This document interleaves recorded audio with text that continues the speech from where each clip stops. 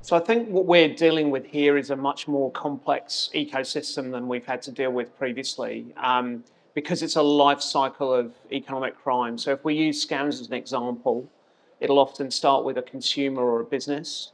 That consumer or business might be socially engineered on a digital platform. They may also be socially engineered through SMS or calls on a telco. And that's before then it hits, what we traditionally think of financial services, and they're dealing with a bank or a payment. And then also, obviously, you've got the sort of regulatory and law enforcement response to that as well. So you've got a whole bunch of actors in that ecosystem. That makes it complex. It creates gaps. So the simple one to explain is the way that we think about regulation. A regulator might have been focused solely on financial services or on banks before, now has to think about that ecosystem. And those gaps get exploited by sophisticated international crime networks.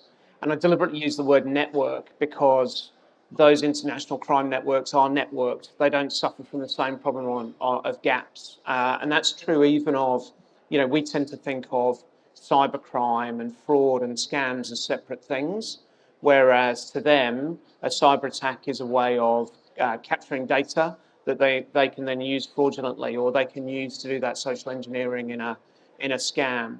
And because they're international, that adds a further layer of complexity, because how do we think about regulation globally? How do we think about law enforcement globally when we're trying to attack those? And then to your point about technology, obviously we're seeing an increased use of AI in generating those scams. But probably more pertinently, actually, if I use Australia as an example, last year in terms of where the money flowed to those criminals, around 50% of it was through crypto. So it's going through non-traditional means and using that new technology. So Australia is a really good example here. So we literally this week, the government tabled its scams prevention framework. And that is a whole new way of thinking about regulation of economic crime. It's very different from what you've seen in other countries. It is trying to deal with the whole life cycle of economic crime, that whole ecosystem. And it does that by thinking about obligations across that life cycle, to start with on three sectors. So those three sectors are digital platforms, so Meta, for example, Google, telecommunication companies, and banks.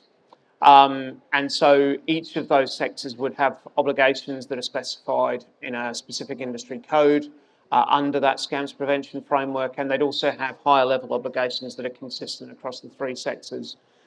We think that logically that framework needs to be extended. So as well as banks, it should cover other payment service providers, because otherwise the criminals will simply move the funds from banks to non-banks.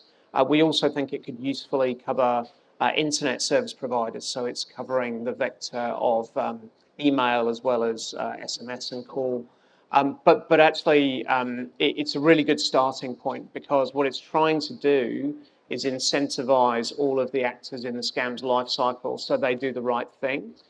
And beyond that, actually, it's trying to incentivize them so they do the right thing to stop scams at source. So actually, you're not having to think about how is a customer remediated. You're actually stopping the scams where they first start. A statistic on that is that the estimate in both Australia and the UK is around about 2/3 of scams originate on social media platforms. So by placing obligations on those platforms to do the right thing by their customers, that starts stopping, the bulk of scams from coming through. So I think, the risk that banks and if I say paytechs rather than fintechs face now is really, they're at the end of that chain or that life cycle on economic crime. You've seen in the UK, for example, that because they're at the end of that chain, they're subject to a reimbursement mechanism. And therefore the risk is effectively that they have to pay out the customer.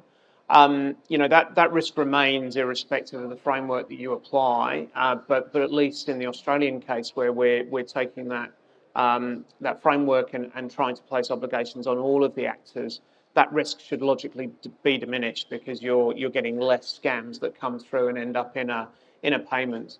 But nonetheless, I think that's something for banks and payment service providers to think about. A lot of the work they're doing is, certainly when we think about the Australian banks here, is they're using the data they see, and not necessarily just on their account holders, but on payments out to other account holders, to build fairly sophisticated solutions that you think of as confirmation of payee type solutions, but they're using that wider data set, and obviously they're applying AI or machine learning over that data set to then really ensure that the customer is paying who they think they're paying, or they're using it to introduce risk-based friction. So really quizzing the consumer or the customer on whether they really want to make those payments or not, and that will therefore diminish that risk that they'd otherwise face.